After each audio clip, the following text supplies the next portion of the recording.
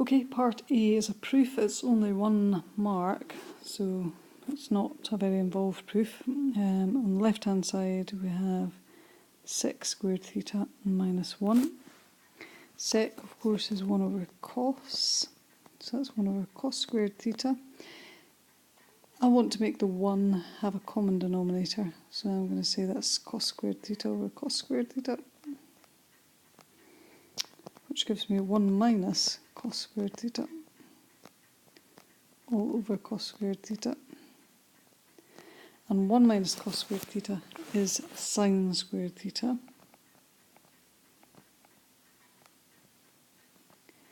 And of course, sine over cos is tan, so sine squared theta over cos squared theta is tan squared theta. There are a number of different ways you could have gone with this proof. It's 1 mark, so it doesn't really matter. This is a perfectly good way to do it. Okay, part B. Use this substitution to show that this integral is equal to half of 4 root 3 minus pi. This is a substitution question. Essentially, I want to rewrite this integral, and instead of being in terms of x, I'm going to make it in terms of theta. So I need to be rearranging everything. The first thing I'm going to look at the limits. Then I'm going to look at each term that appears in the integral, and I'm going to convert it to theta. We were given x is equal to 3/4 of sec theta. What I want to do is, first of all, I'm going to look at the limits, so I want to know what theta is equal to, so that I can substitute in the limits and get new limits in terms of theta. So x is equal to 3 over 4 cos theta, which means that cos theta is equal to 3 over 4x. And theta is equal to the inverse cos of 3 over 4x. So when x equals 3 over 2, which is our first limit, we're going to substitute that in here, so we're going to end up with theta being equal to the inverse cos of 3 over 4 times 3 over 2, which is 12 over 2, which is 6. 3 over 6 is a half. And the inverse cos of a half is pi over 3. That's an exact value which you should know. Use your exact value triangles if you need to. The second limit is root 3 over 2. So when x equals root 3 over 2, theta is going to be equal to the inverse cos of 4 times root 3 over 2, which is 3 over 2 root 3.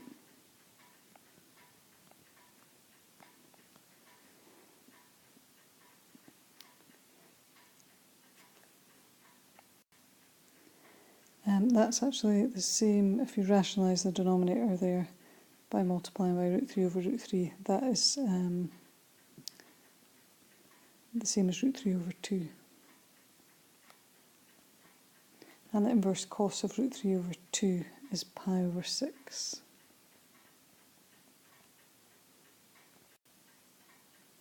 So we now have the two limits. So we've got between pi over 3 and pi over 6. Now we're going to start looking at the expression itself. Okay, the things that we need x squared, we need x, well we already have that, and we need dx. So let's differentiate this. Now, you may have memorised the derivative of sec theta. It's not something you're given in a formula sheet. If you haven't memorised it, there's an awful lot of things to memorise. Then what you want to do is just arrive at on the hoof. So x is equal to 3/4 of sec theta, which is the same as 3 over 4 cos theta, which is the same as 3/4 times cos theta to the minus 1. And we now have a chain situation, so we're going to do outside function, and then we're going to multiply by the derivative of the inside function. So when x is equal to that, dx by d theta is going to be equal to negative 3 over 4 times cos theta to the minus 2 multiplied by the derivative of cos theta, which is minus sine theta. That's going to tidy itself up. Negative times negative is going to make it positive, and we're going to have 3 sine theta over 4 cos squared theta. And we can split that up. So that's the same as 3 sine theta over cos theta times 1 over cos theta. Sine over cos, of course, is tan, so that's 3 tan theta. And 1 over cos is sec, so that's sec theta. So that derivative of 3/4 sec theta is 3 tan theta sec theta. Oh, we forgot the 4 there, didn't we? Don't make that mistake. So when we split the 4 here, then we needed to put our 4 in either one of those. So it's actually 3/4 tan theta sec theta. Okay, so now we have our limits and we have a value for dx. We're going to work out x squared and x. Now, what we've got here is dx by d theta. If we want dx, of course, that's going to be 3/4 tan theta sec theta d theta. That's what we're going to need to be using on our next part. Okay, so we know x is 3/4 of sec theta, so x squared is going to be 9/16 of sec squared theta. Now, we're at a stage where we have everything that's mentioned in here, we have it in terms of theta instead of x. It's not going to look pretty at this stage, but we're going to go ahead and substitute it in and then see what happens. Because at this point we'll find ways to simplify things, we'll find ways to make things look nice, but we need to just substitute it in at this stage. So I'm going to put my new limits in, which are pi over 3 and pi over 6. And I'm going to put in the root of 16 times, instead of x squared, I've got 9 over 16 sec squared theta. And all of that, I'm taking away 9. That's all divided by x, which is 3/4 of sec theta. And our dx is 3/4 of tan theta sec theta d theta.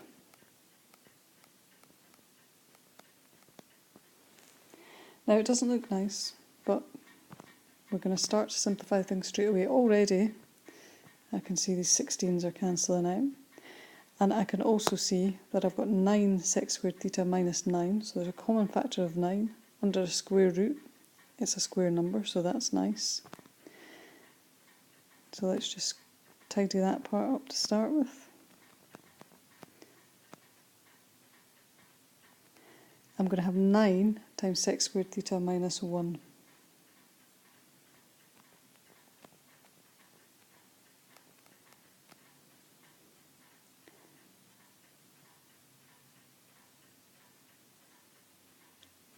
I've also, at this point here, got divided by 3/4 and multiplying by 3/4, so I can be getting rid of that.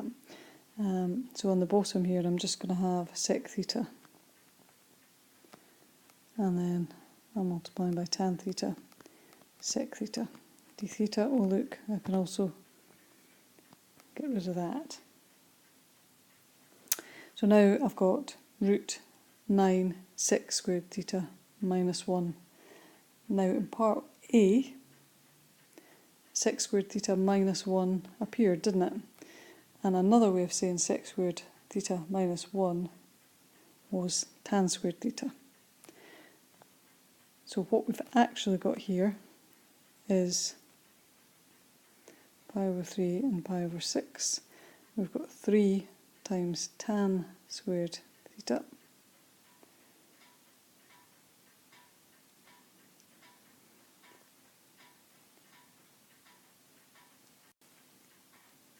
d theta. And that's because this is tan squared theta, the square root of which is tan theta, and we're going to multiply by tan theta again. So we end up with, all we're integrating is 3 tan squared theta d theta. That's not something that I know how to integrate, so I'm going to have to find another way to say it. Okay, so now all I have to integrate is tan squared theta. I've taken the 3 out for ease. Tan squared theta I don't know the integral of, so again I'm going to make use of that identity which came into part A, and I'm going to change it to sec squared theta minus 1.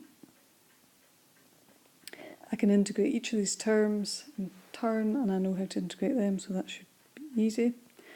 I'll have tan theta, and integral of 1 is theta. Tan theta minus theta between pi over 3 and pi over 6.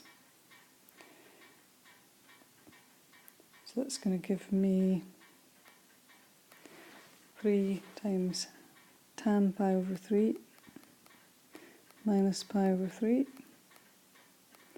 minus tan pi over 6 minus pi over 6. Which is going to give me 3 times root 3 minus pi over 3 minus 3 times 1 over root 3 minus pi over 6.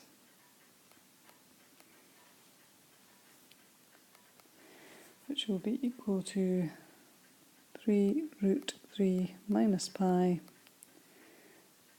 minus 3 over root 3 minus pi over, plus pi over 2.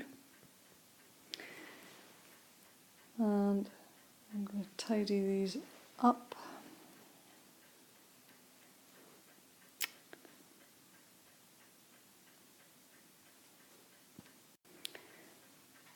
I have 3 root 3, and I have minus 3 over root 3.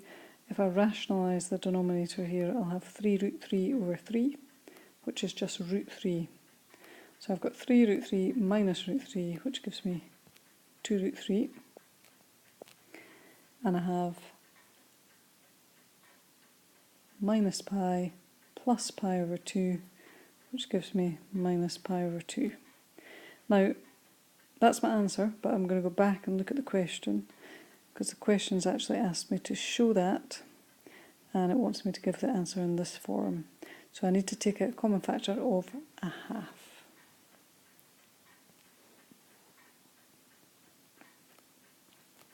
And that would be half times 4 root 3, and give me the 2 root 3 minus pi. And that is as required.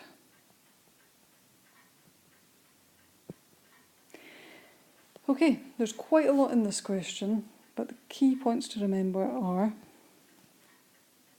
everything here needs to be re-expressed in terms of theta instead of x. You will not see the answer straight away, and it may not look anything like you expect it to look, but simply do the conversions. Work out what x squared is, work out what x is, work out what dx is, get your limits, pop it all in, and see what simplification you can do, and then you'll start to get a point where you can integrate something usually very simple at that stage. Remember to check back the question to see the form that you're being asked to show it in. Okay, I hope that was helpful.